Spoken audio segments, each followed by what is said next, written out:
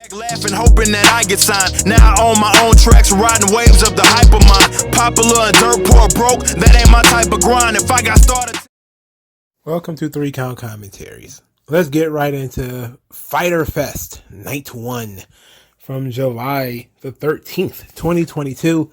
And we got to talk about this Miyu Yamashita, or Yamashita, however they pronounce these Japanese names. So apparently Thunder Rosa, the AEW Women's World Champion, went over to Japan for some Summer Fun Princess event, or whatever the hell, from, I think it's Tokyo Joshi Pro Wrestling. And she lost to some young lady named Miyu Yamashita, or Yamashita, however they pronounce these Japanese names. And I remember when it happened, I looked at my phone and it was like, this is absolutely absurd. This chick, sight unseen, has beaten the AEW Women's World Champion. And a company that claims that wins and losses actually matter. They jobbed their world champion to some unknown chick in Japan. Now, of course, all of the Joshi guys are going to run after me. You don't understand. Miyu Yamashita, she is the top female wrestler in Japan. To which I say, I don't live in Japan, so I don't care. I don't care. Sure, the match happened in Japan, but is Thunder Rosa going to go down to Mexico and do jobs for Taya Valkyrie too? Well, you know, if I was Taya, I would be expecting that. Well, Taya's Canadian, but, I mean, she speaks enough Spanish. She speaks about as much Spanish as Thunder Rosa. I mean, it makes no sense. Look, this girl has never had a match on AEW TV, and she's the number one contender for the women's world title. She beat your women's champion. She's never had a match in AEW at all, period. Her very first match is going to be for the world title. My God. See, here's the thing. They do all this stuff in lieu of something far more simple. Promos and vignettes. Oh, we want to make Yamashita, make her feel like she's so special, Miss Yamashita. So we're going to have her pin Thunder Rosa. And then Thunder Rosa comes out on Dynamite grinning. You know, amazing. Hate to do this, gotta do it. When Bianca Belair loses, then she comes out smiling or something like that.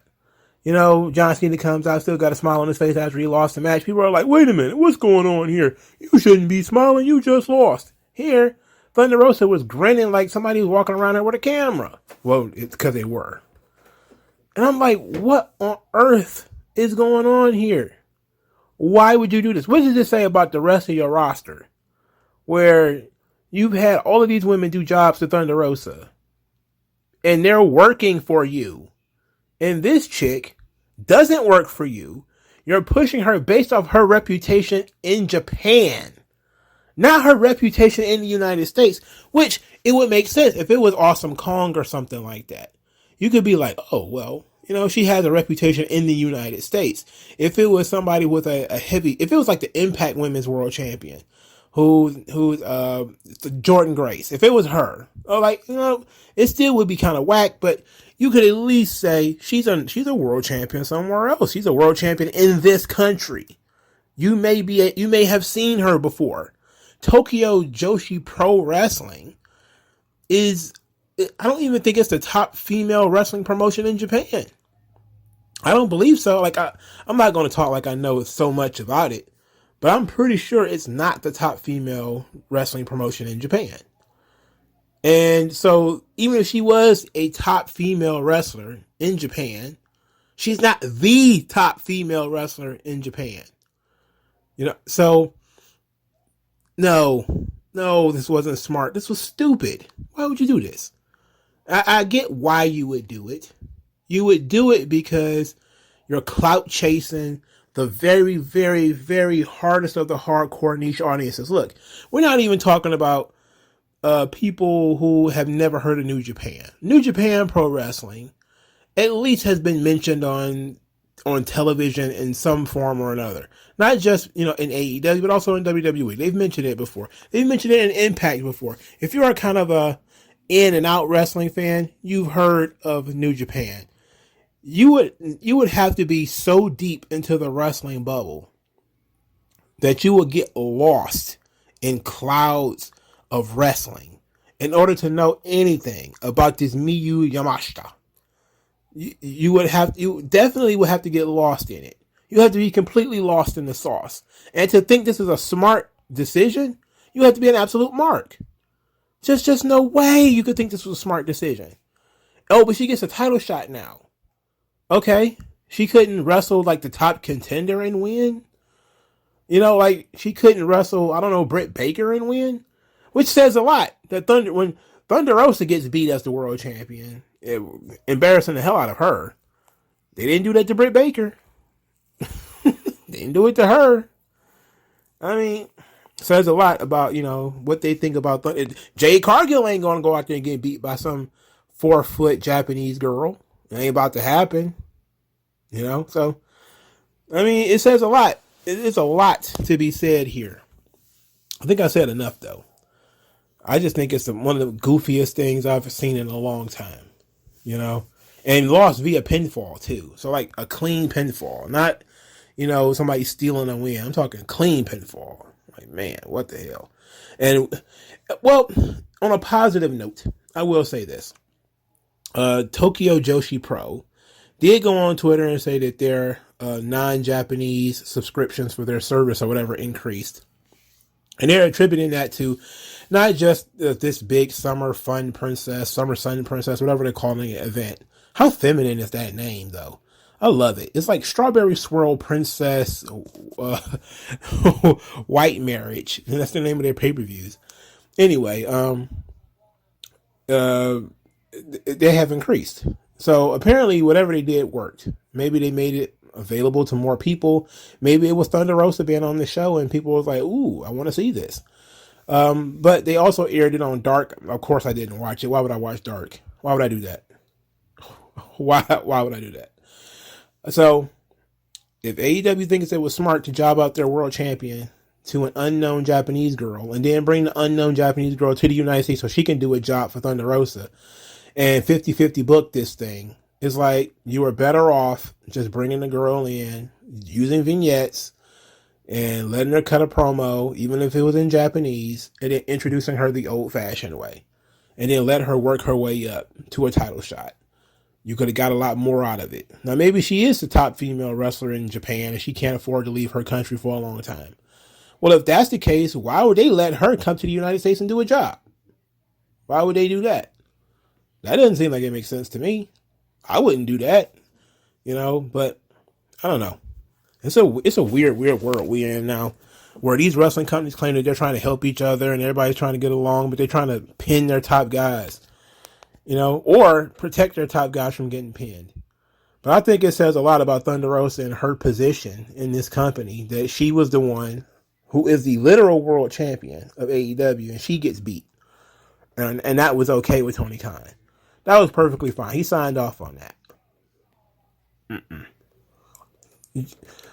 You think that is good business? Well, why didn't he let Jade Cargill do it? How about that? He didn't do it to Britt Baker. She was champion for like a year. And matter of fact, I never even seen Britt Baker wrestle anywhere else outside of AEW. So it says this is what he thinks about Thunder Rosa. She may have the belt, but she's not really the champion. She's not really the star of the division. She's in a tag team as the world champion. That's her role. That's her position. All right. So, first match of the show. TNT Championship, Orange Cassidy versus Wardlow. All right, so the best friends say they have managers' licenses and they're going to cheat. I don't. Why are they wearing tie-dye? Does anybody have any answers to that question? Why are they wearing tie-dye? Matter of fact, save it. I don't care. Wardlow removes Orange Cassidy's hands out of his pockets after he put his hands in his pockets, and then he ripped the pockets off of Orange Cassidy's pants. Okay, sure. Orange Cassidy then removed the strap of Wardlow. He did something and then he replaced it. He put it back up. This match was ridiculous. Wardlow did a cartwheel to escape a head scissor, which was actually very impressive. And I'm okay with this because, you know, the what they wanted him to do was to take a bump from a head scissor. But he could avoid the head scissor, so he countered it. All right, okay, fine.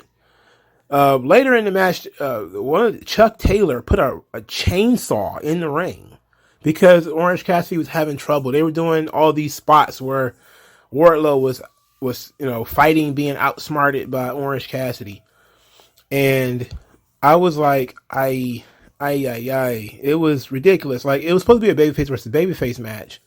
But Orange Cassidy was, trying to be, even though he wasn't trying to be too underhanded, but it was clear he wasn't, trying to fight this guy straight up. I mean, it makes sense because, you're talking about Wardlow here. So they did some nifty counters, and, Wardlow prevented Danhausen from jumping him from behind by pulling Danhausen from under the ring. That's the only excuse I could have for why Danhausen was even there, is that he was going to attack Wardlow from behind. Wardlow prevented Orange Cassidy from sneaking behind him and shoving him into the ring post. So it did a good job of making Wardlow look like he was actually smart, and Orange Cassidy looking crafty as a guy who's, smaller, but trying to utilize his experience and intelligence. They did a spot where Orange Cassidy kicked out, I think what they call it, the F10. And the crowd didn't react to it at all, but the commentators were like, this is the first time anyone has ever kicked out of the F10. And everybody was just kind of like, okay, get to the point. All right, so Orange Cassidy tried to do some kind of doodah to Wardlow, got powerbombed and pinned. It only took one powerbomb, not even a symphony of powerbombs this time. After the match, Wardlow helped Orange Cassidy to his feet and shook his hand and pat him on the back, treating him like a young boy when Orange Cassidy's like almost 20 years older than this guy. That's a shoot, by the way. So I was reading the Orange Crush magazine. You probably don't know about Orange Crush. It's a wrestling magazine. It's kind of one of those underground things. It covers a lot of GCW and AEW. And they did a feature on Orange Cassidy and on the character of Orange Cassidy. And that Orange Cassidy's gimmick is that he's lazy. And they keep trying to say this in a way where he gets the most out of very little. But they say like he's doing what wrestlers used to do, and that's, make the most out of the little things. I'm like, you would never want to watch a wrestling match in which a guy wasted his time throwing fake kicks, and you were supposed to react to them and treat them like they were legitimate or anything other than a mockery. That would have occurred in the past. And getting the most out of a little meant that you sell a lot. You don't do a lot of moves, but you focus on your selling and your psychology. You tell the story of the match. That's getting the most out of a little. I can admit that Orange Cassidy does that, because a lot of his character is him just kind of being aloof. But when you do stuff like the fake kicks, and he did them in this match too, of course. He did like the fake punches and stuff like that as Wardlow held his hand. He was like, he's jabbing like, oh. And I was just kind of like, it takes you out of the match. So even if you thought this match was important, Orange Cassidy has never won anything. So you would think he would take this more seriously, but of course he's not. So there that go. I was just glad it was over, dog. Whatever. Chris Jericho came out there. Chris Jericho is an interesting subject of conversation, as Ric Flair absolutely flamed him on Twitter. I haven't figured out whether I want to do a video just on that, but I said to myself, I got to go to work in the morning. I could just fold in parts of the Jericho thing with Ric Flair, and I decided to do just that. So we're going to talk about Chris Jericho and Ric Flair in a moment. But Jericho says that everything Eddie Kingston touches, or all of his friends, turns to mold. He then broke down how each and every one of Eddie Kingston's friends and acquaintances have been injured or otherwise abused. And then he says, "Your Ruby, you should have took better care of your Ruby, or she wouldn't have a smashed hand." Then Chris Jericho explains that he won the first ever barbed wire match in Canadian history, and that Eddie Kingston and everybody else is underestimating him. He said, "You're underestimating me because you think of what you think I am, but what you won't be facing Chris Jericho next week. You'll be facing the Painmaker. The Painmaker is undefeated in AEW." And said that once he beats Eddie Kingston, he's going to go back to drinking, drugging, and all his mental health issues. And the crowd groaned at this. They groaned. They were like, oh. They cringed. They were like, oh.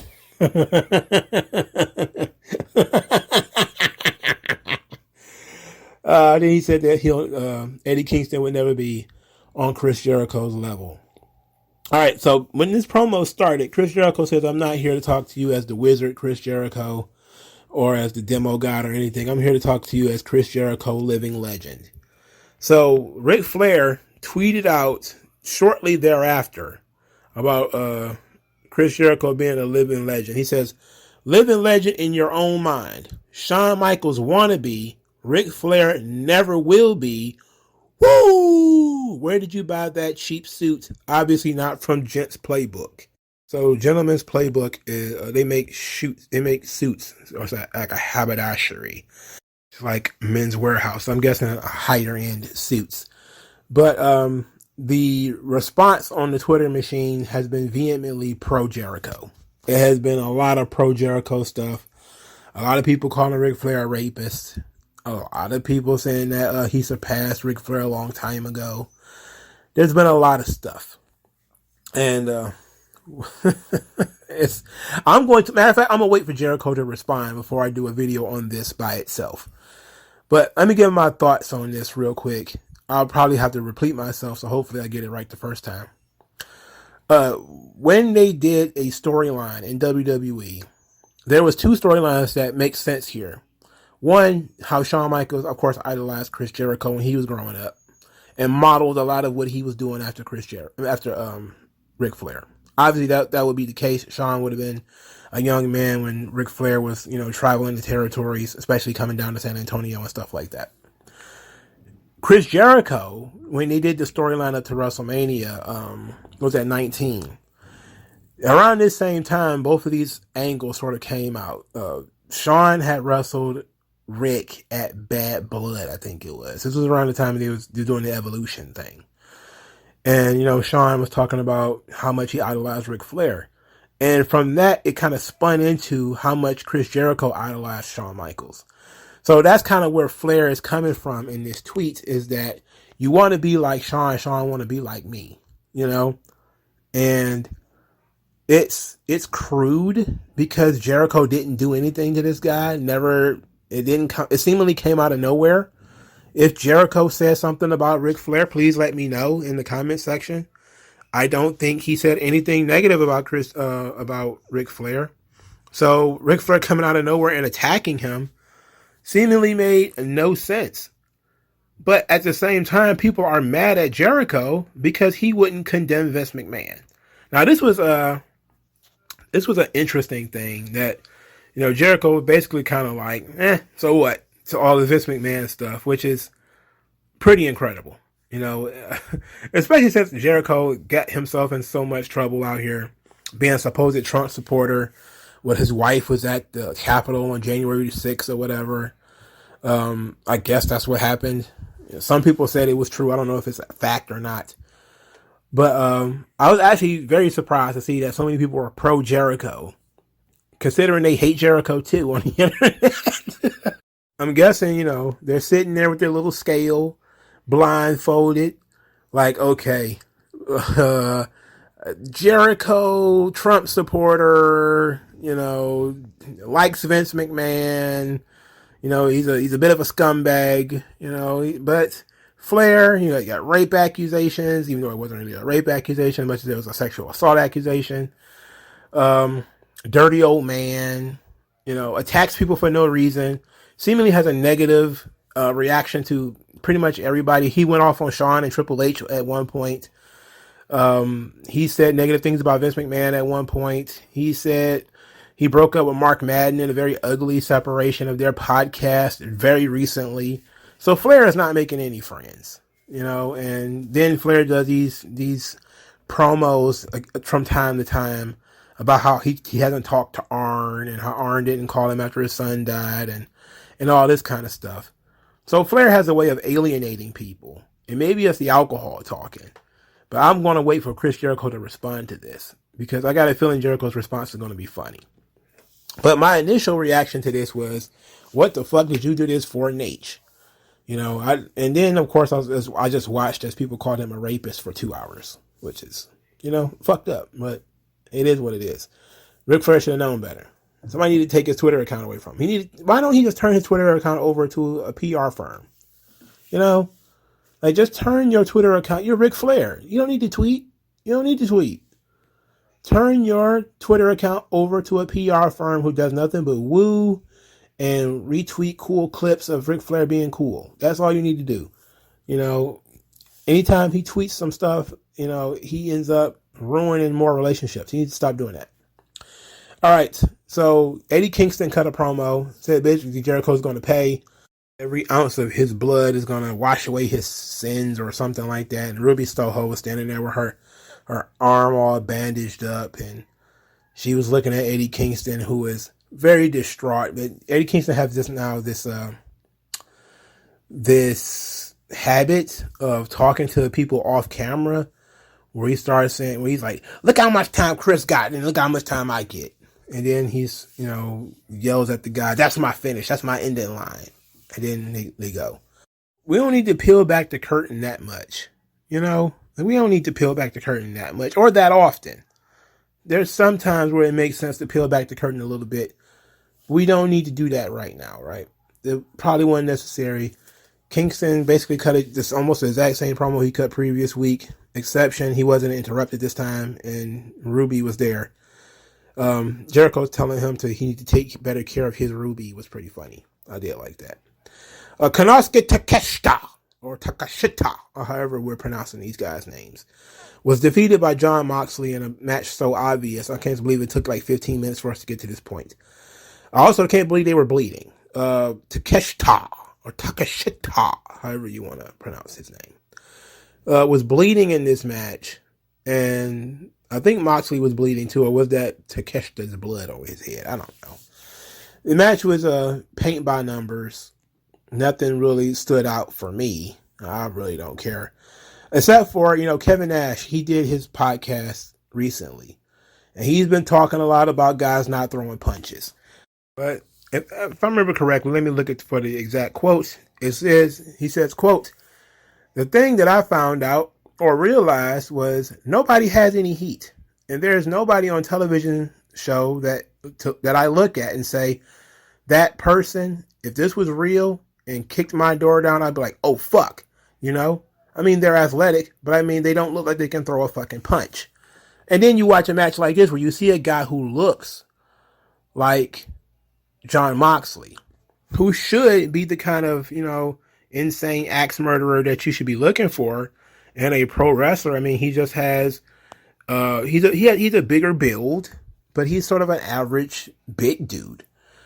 But he throws these stupid ass forearms. He doesn't throw a punch. He throws forearms. It's that Japanese garbage. I don't know why people think Japan is like the pinnacle of pro wrestling, so anything they do, we need to adopt it. Like, I think the first time I ever saw people just willy-nilly throwing forearms was in Japan or the American Indies, which of course it comes from Japan. Like, we never used to see that shit in the United States. We never used to see people throwing forearm shivers like that. Everybody threw a punch. Now everybody throws forearm shivers and everybody chops each other. There used to not be a lot of people who chopped either in the past. It used to just be like Flair, Benoit, Guerrero, and certain kinds of guys. Maybe luchadors might chop each other every now and again. It wasn't a prevalence or a hell of a lot of chops out there. But now it seems like everybody's doing chop fests and everybody just throws forearms. And these matches become run of the mill because of it. So I really kind of, what was I supposed to do? How was I supposed to feel? Neither one of these guys have any heat. Moxley is over. Takeshita is just a guy who goes out there and loses every week. I'm not sure if he's a babyface or a heel at this point. Because he seems to only wrestle babyfaces, but he doesn't cheat. And he always loses. So I don't know what the hell, I don't know what the hell is going on. He obviously is not being developed because he's not being given any promo time or any character work. So I don't understand the purpose of this guy being on this show, except the audience likes him. I guess, man, whatever. House of Black cuts a promo. Julia Hart says that you are free to make any choices you like, but you are not free from the consequences of those choices.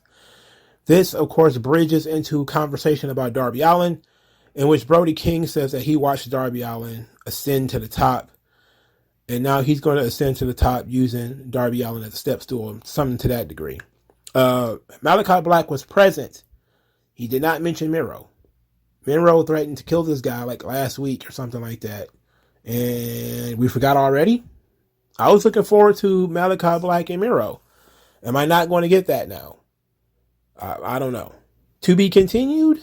Is that what they're telling me? To be continued? Are you telling me I got to watch Brody King versus Darby Allin? Is that what you're telling me I got to see? And I did see that Brody King attacked Darby Allin at the it was some kind of festival, convention or something. It was okay. It wasn't what I heard it was. Like when I saw the tweet about it, it just says Darby Allin attacked. And I was like, what? Like somebody tried to take a piece of Darby like a, like a penknife or something like that.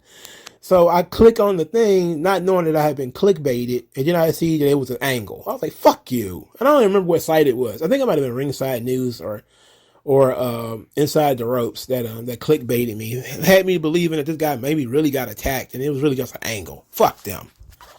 They had video and everything. I'm like, you assholes. Stop carrying water for this fucking company. You could just say they shoot an angle at a convention or something like that.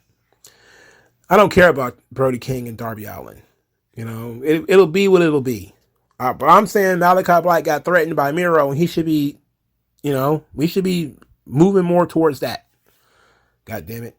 Christian Cage comes out there. He comes out there with Kanosaurus. And they're going to fight it. They're going to beat up and abuse on the Varsity Blondes.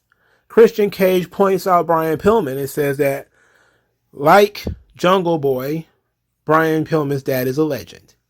But he's a legend in this business, and he's a legend in this industry. And so that legend is other people's words because he thinks that Brian Pillman was average at best. And, that kind of got Brian Pillman a little hot, baby Pillman, Jr. So he says that Brian Pillman would be appalled to know that his last contribution to the business is Brian Pillman Jr. And it was meant to go shock jock route, but this one didn't quite land. This was kind of weak. And I'll tell you exactly why. Because it felt like Christian was, going light, and he didn't truly believe what he was saying. Not just because he stuttered a little bit in his promo. Nobody cares about that. Contrary to popular belief, nobody gives a shit if you stutter or trip and stammer or anything like that. The truth is, Christian didn't believe it. He couldn't get the audience to believe it. He couldn't get the audience to believe that Brian Pillman was average at best. And plus that's a light attack. It's pretty light. Brian Pillman died of a heart attack from drugs or whatever. What MJF did to Pillman, and this is supposedly what, he's taking MJF's spot, so he's kind of going to go the MJF route and get real disrespectful. But MJF says everything with such conviction and such passion that you believe he believes it. In this instance, Christian was trying to walk a tightrope of, I respect Brian Pillman, but I also want to disrespect Brian Pillman, and I want to disrespect his son. Instead of just saying, fuck it, it's a work, so I'll just say whatever, and just go out there and drill Brian Pillman, which is what he should have did. He should have went out there and talked about Brian Pillman's heart bursting or something, anything, and completely destroy him. That way, if you're going to do the shock jock thing, why half-ass it?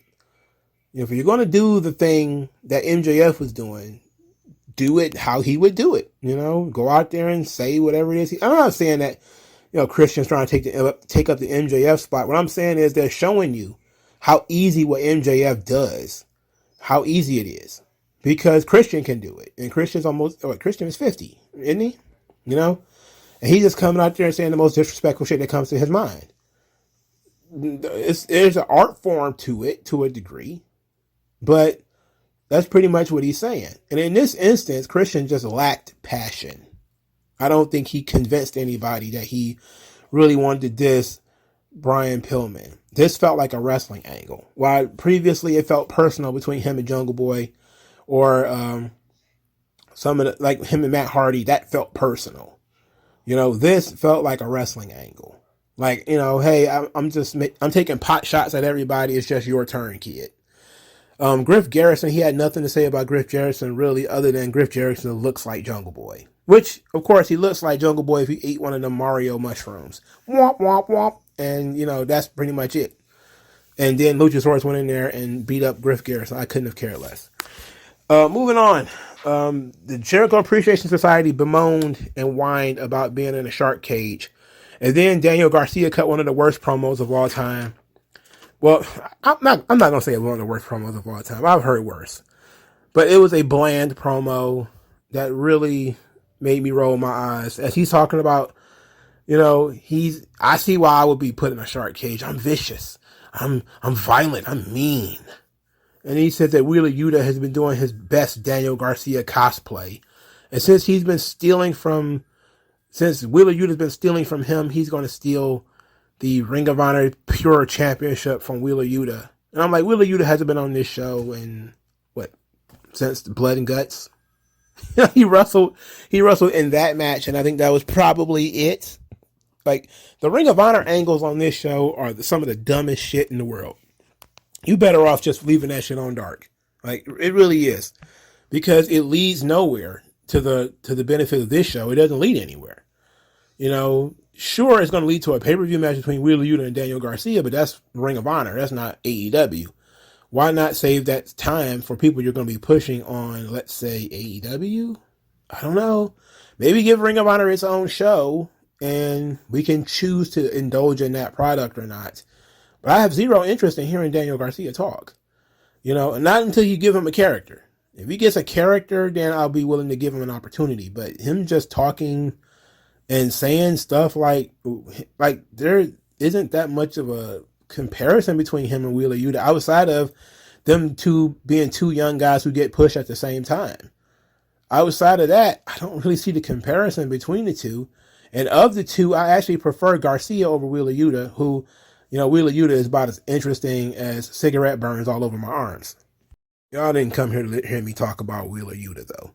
Hangman Page shows up. He's wearing tie-dye. I don't understand why. Why are they wearing tie-dye? What's going on? He gets 3 words out of his mouth before he's interrupted by some midget in the Dark Order. I forget what his name is. Then these guys decided they were going to challenge the House of Black to a match on Rampage. So we're building up Ring of Honor shit, Rampage shit, and all other kinds of shit, dark shit, all over this show. Look, it's too many through lines going on. Okay, it's too much. It's too much going on. All right, focus this show, please. Hangman Page has fallen off of a fucking cliff. He was the world champion not too long ago, and now he's back to hanging out with the Dark Order, which I'm guessing is good for him. I don't know, man. Look, Hangman Page sucks and all, but that Kofi Kingston in this guy, you know, like he's getting the Big E treatment. He got to the top of the mountain. You know, everybody was happy for him for a little bit. Then they got tired of him. Then they got bored of him. Then they was kind of like so happy that he lost, and now he's just gone back to his friends. Back to what he was doing before he was the world champion. And everybody seemingly is okay with this, even though nobody should be. I don't know. I don't care about Hangman Page. I just want to point this out. All right? I got to talk about the show. His shit was on the show. He's wearing a tie-dye shirt. I heard he was a substitute teacher. Is this real?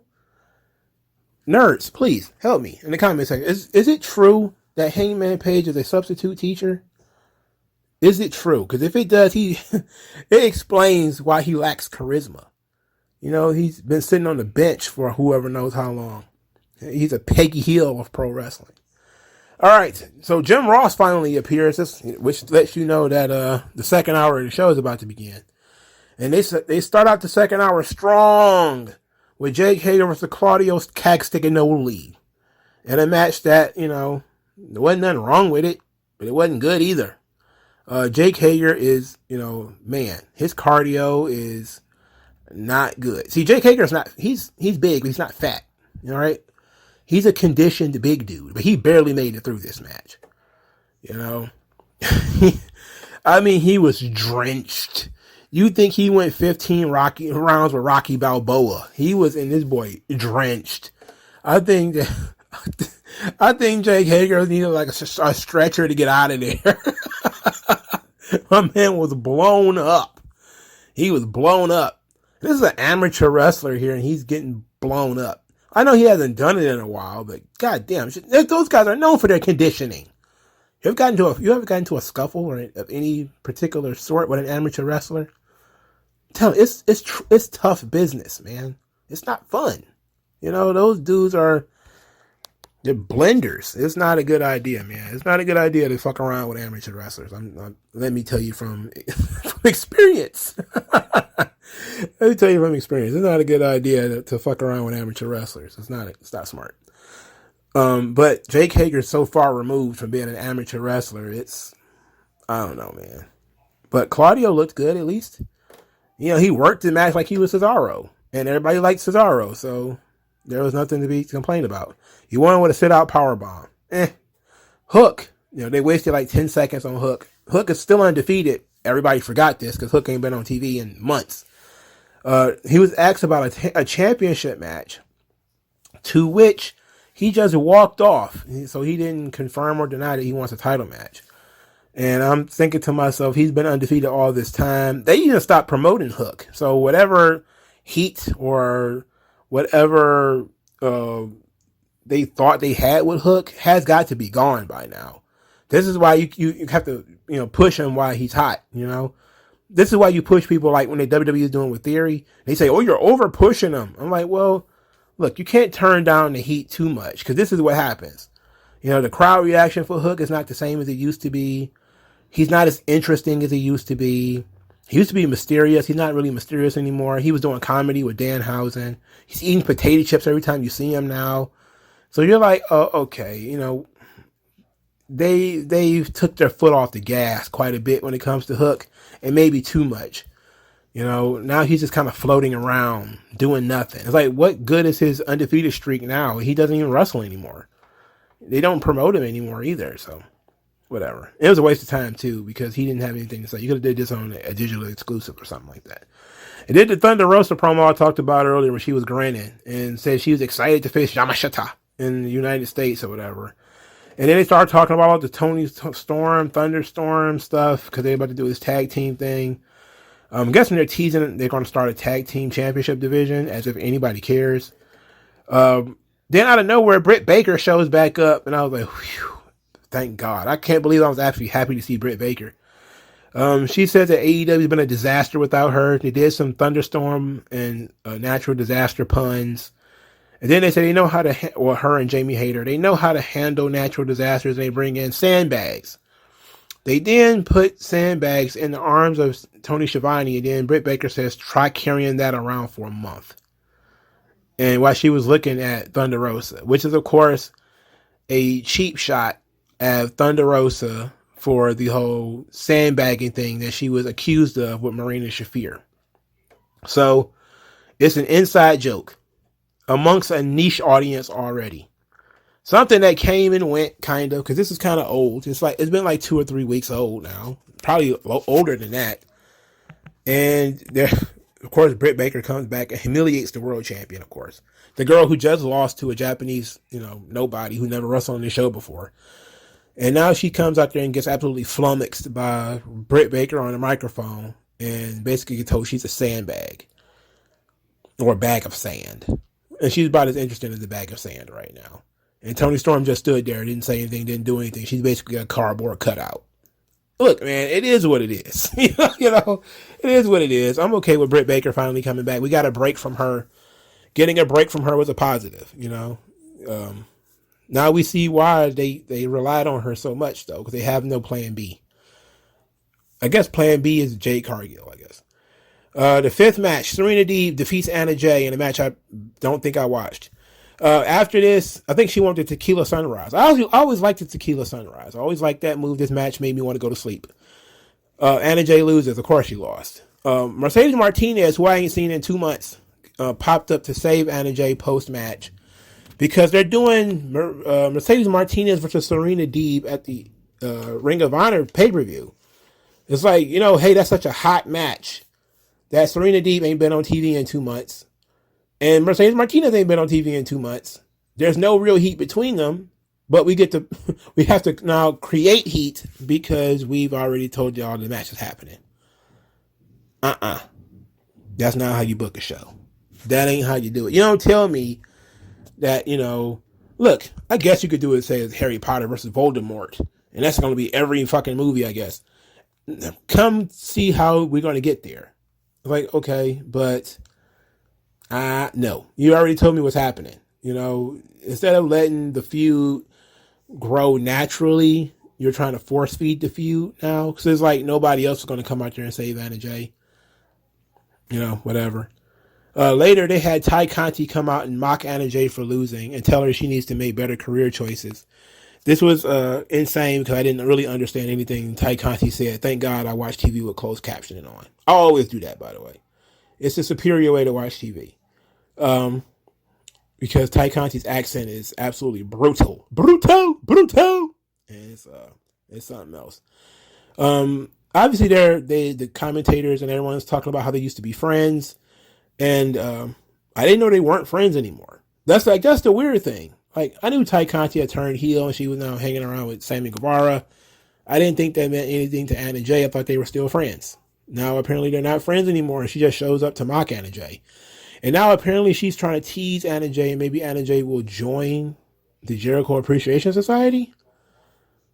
Anna Jay needs something. She needs a character or a motivation or something. To be a lackey in the JAS, though, I'm not sure. They're just building stables and throwing girls in them. So, who knows? They may try to throw Anna Jay in the Blackpool Combat Club. We're going to put Anna Jay in the Blackpool Combat Club because why not? Who says we can't do that? Whatever. Jade Cargill is back, and she's obviously cussing and everything. And she's mad at Layla Gray because Layla Gray is not qualified to be a baddie. She told Layla Gray to go fetch them some water. Stokely Hathaway is his name? I keep wanting to call him Carmichael so bad. He says that he wants Jade Cargill to trust him because he is for the baddies, like the Woo is for the babies. I don't know why everybody thinks this guy is so witty. He hasn't said anything that I thought was witty so far. He just makes black cultural references. Like, Wu-Tang is for the babies. Like, yeah, I heard that too. I know ODB said that. What was it, the Grammys? Yeah, I know. Is that your way of, like, I thought he was like some kind of verbal wizard and, WWE was holding him back and all that kind of shit. Which sometimes they might be. But only thing that he has done so far is do like Usher references and now Wu-Tang references. And everybody's like, oh my God, it's like he's black. Of course he's going to reference like Wu-Tang and shit. I do shit all the time. I don't think that's because I'm some kind of, super genius. That make me a great promo because I can mention black shit. Like, pretty much, you don't need to be black to understand this stuff anyway. So it's really weird. Then Kiara Hogan told Layla Gray that she would never be a baddie. And that's on period. Because, we live in a world now where people put D's and T's together. You know what? I have a problem with Layla Gray just standing there taking this shit. Like, she should stand up for herself at some point. I understand we might be building up to it, but she should stand up for herself. Like, look, she should have smacked Kiara Hogan, for being honest. But I'm just talking shit though. Cause, she's just there until they find somebody to replace her. But, I am kind of interested in how Stokely Hathaway, is going to prove that Layla Gray is the right choice. I am interested in how he plans to do that. Jay Lethal screeched into a microphone about Samoa Joe for like the 10th week in a row. He doesn't wrestle on this show either, so you can ignore him. In the AEW Tag Team Championship, the match got off the rails almost immediately as Keith Lee threw some fake punches that wouldn't have hit whatever young buck he was throwing him at, because he was for somehow, greased lightning, and Keith Lee couldn't throw a punch that could hit this guy. And then he did a jump kick, and Young Buck scared and tagged out. I was like, oh God. And it became just another Young Bucks match where eventually it just became about spots, and there was no such thing as who's the legal man. Anybody just pin anybody. Somehow Young Bucks matches have the knack for the rules changing in the middle of the match, where eventually you have to make tags, and then it devolves to tags. What tags? Who said there had to be tags? Who said there had to be a legal man? You just don't understand the business. The business has moved on. It's like, so why the hell have tags in the beginning? I'm talking to myself here. All right. Keith Lee and Swerve win. Surprising finish. Was it the right decision? I think the Young Bucks were just dodging FTR. That's what I think. They didn't want the Young Bucks, didn't want to do a job for FTR, so they said, you know what? Keith Lee, Swerve, we'll let you guys do it. See, we're being nice, everybody. We're not Jeff Jarrett in the tag team division. We're going to give FTR their push. We're just going to have them beat these guys instead. Keith Lee and Swerve as a tag team, not my favorite idea. It's not really what I saw Keith Lee doing. I saw Keith Lee as being one of the guys who was mixed up with the world title or with the TNT title or something like that. But apparently, his conditioning is not up to snuff, maybe. And you look at Keith Lee's body in this match, he is more in shape than Eddie Kingston is. Like, his gut doesn't hang over his tights. Kingston's does. Keith Lee just has a lot of body. He just has a lot of frame. That's the difference. Keith Lee's fat, for sure. But his body doesn't sag like Eddie Kingston's.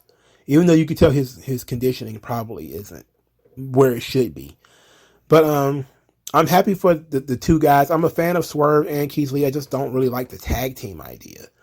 The tag team idea to me feels like a cop-out. Like, hey, we didn't know what else to do with them, so we threw them in this tag team together.